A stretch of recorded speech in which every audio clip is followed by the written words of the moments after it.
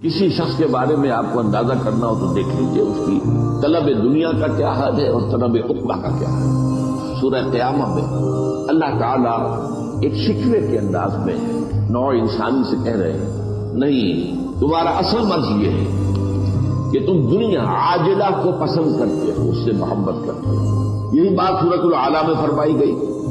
اصل مرض تمہارا یہ ہے کہ تم دنیا کی زندگی کو ترجیح دیتے ہو، ترجیح، حالانکہ آخرت بہت بہتر بھی ہے اور باقی رہنے والی ہے۔ دنیا فانی ہے، چند روزہ ہے، اللہ کا ایک دن تو 1000 برس کا ہے۔ آپ اپنی گنتی کر لیں کیا اس کی حیثیت ہے؟ کہ ہمارا دین یہ نہیں کہتا کہ دنیا کو چھوڑ دو، نہیں، لیکن ترجیح دو آخرت کو، اور تمہاری کیفیت وہ ہو جانی چاہیے کہ بازار سے گزرا ہو، خریدار نہیں۔ اسی طرح جو بات ہے بڑے ہی کانٹے کے انداز میں کہی گئی ہے سورہ کہف کے آغاز میں، یہ جو کچھ زمین پر ہے ہم نے اس سے زمین کا بناؤ سنہار بنا دیا ہے تاکہ ہم آزمائیں کہ کون ہے ان میں سے بہتر اعمال کرنے والے۔ یہ امتحان ہے۔ اس دنیا کی زیبائشیں، آرائشیں، آیا آپ ان کے طالب بن گئے؟ دن رات کی محنت و مشقت اسی کے لیے ہے، یا یہ ہے کہ آپ در حقیقت آخرت کے طالب ہیں؟ اور یہ آج کی دنیا میں اپنی انتہا کو پہنچ گیا تھا۔ دنیا اتنی حسین کبھی نہیں تھی جتنی آج ہے، اور ظاہر بات ہے آدمی کھینچتا ہے پھر اس کی طرف، تو اس لیے فرمایا بس یہی امتحان ہے۔ اب اس کے ضمن میں ایک حدیث، یہ حضرت ابو العباس سہل بن سعد الساعدی رضی اللہ تعالیٰ عنہ سے بروی ہے۔ وہ فرماتے ہیں ایک شخص حضور صلی اللہ علیہ وسلم کی خدمت میں حاضر ہوا اور اس نے کہا، اے اللہ کے رسول صلی اللہ علیہ وسلم، میری رہنمائی فرمائیے کسی ایسے عمل کی طرف کہ جب میں اس پر عمل کر لوں تو اللہ مجھ سے محبت کرنے لگے اور لوگ بھی مجھ سے محبت کرنے لگے۔ اب جواب کیا؟ فقال، دنیا میں زہد اختیار کرو، اللہ تم سے محبت کرے گا۔ یعنی دنیا کی آسائشوں، آرائشوں، عیاشیوں، لذتوں، ان سے بچو، کم سے کم ضرورتیں پوری ہو رہی ہیں، بس اس سے زیادہ کی حوث نہ ہو سکتا ہے کہ اگر زیادہ دے دیتا تو میرے اندر اخلاقی طور پر زوال آ جاتا، میں عیاشیوں بدماشیوں میں مبتلا ہو جاتا، تو میرے لیے تو یہ کم جو ہے یہی در حقیقت بہت غنیمت ہے، اسی میں عافیت ہے۔ تو دنیا میں ذوق اختیار کرو گے اگر تو اللہ تعالیٰ تم سے محبت کرے گا۔ اب اس کے ضمن میں دو اور حدیثیں آپ کو سناتا ہوں، بہت ہی عمدہ۔ حضور فرماتے ہیں، ایک صحابی جو اس کے راوی ہیں وہ کہتے ہیں کہ حضور نے مجھے میرے کندھے سے پکڑا اور فرمایا، دیکھو دنیا میں ایسے رہو گویا تم اجنبی ہو۔ دنیا کے اندر دنیا کے معیارات کے اعتبار سے نامور ہو جانا، مشہور ہو جانا، صاحب اقتدار ہو جانا، صاحب ثروت ہو جانا، یہ نہ ہو۔ دنیا میں رہو جیسے کہ اجنبی، گویا کہ یہ تمہارا وطن نہیں ہے، تمہارا وطن تو آخرت ہے، تمہارا گھر تو آخرت ہے۔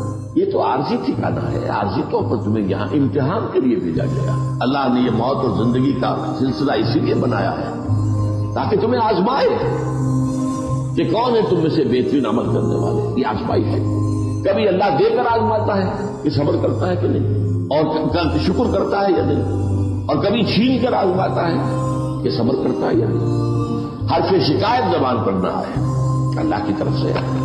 ایک دوسری حدیث بھی سن لیجیے، یہ بڑی پیاری ہے۔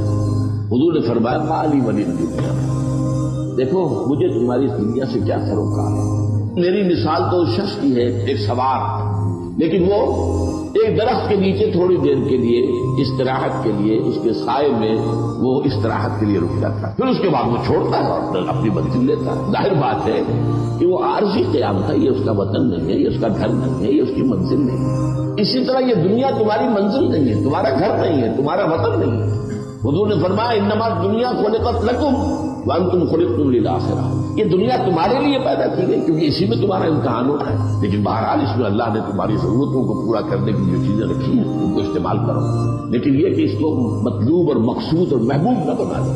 دنیا میں رہو، کوئی حد نہیں، کن فی دنیا، رہو دنیا میں، اور دوسری یہ مجھے تمہاری دنیا سے کیا سروکار۔ ایک اور حدیث صحابی فرماتے ہیں کہ میں حاضر ہوا تو میں نے دیکھا کہ حضور پر عجیب کیفیت ہے کہ آپ جیسے کہ اپنے دونوں ہاتھوں سے کسی چیز کو دھکا دیں۔ میں تو دیکھتا رہا، اس کی بات کر جب یہ کیفیت ختم ہوئی میں نے پوچھا، حضور یہ کیا معاملہ؟ فرمایا، دنیا ایک نہایت خوبصورت عورت کی شکل میں میرے سامنے لائی گئی، اب میں اسے دھکے دے رہا تھا کہ مجھے تم سے کیا فرق۔ اگر تم چاہتے ہو کہ اللہ کے محبوب بن جاؤ تو دنیا میں زہد اختیار، اور اگلا معاملہ اس سے بھی زیادہ پریکٹیکل ہے، اخلاقیات کے اندر یوں سمجھیے یہ بلند ترین تعلیمات میں سے جو چیز لوگوں کے ہاتھوں میں ہے اس میں ذوق اختیار کرو۔ تم نے دیکھا کسی کو دولت مند ہے، یہ نہ ہو کہ حسرت پیدا ہو جائے کہ دولت میرے پاس کیوں نہیں۔ اگر رش کرنا حرام نہیں ہے، حسد حرام ہے، لیکن یہ ہے کہ اگر یہ بات آ گئی تو گویا کہ زہد کے صرف خلاف ہے۔ یہ جو ایک اونچا رتبہ ہے، اگر لوگ سمجھیں گے دولت مند دیکھیں کہ یہ آدمی آیا تو تھا میرے پاس، لیکن میری دولت سے تو اسے کوئی سروکار نہیں تھا، یا تو آیا تھا مجھے کوئی کلمہ خیر کہنے کے لیے، لیکن اس سے میری دولت سے کوئی سروکار نہیں، تو اگر ایسا ہوگا تو وہ شخص آپ سے محبت کرنے لگے گا، آپ کا مقام اس کی نگاہ میں بلند ہو جائے گا۔ اللہ تعالی ہم سب کو حق کو سمجھنے اور پھر حق کا اعتراف اور اعلان کرنے کی توفیق عطا فرمائے، اور اس کے بعد یہ ہے کہ اللہ تعالی ہمیں توفیق دے کہ اگر کوئی تکلیف آتی ہے، کوئی مصیبت آتی ہے، کوئی آزمائش آتی ہے تو اللہ تعالی ہمیں اس میں ثابت قدم رکھے۔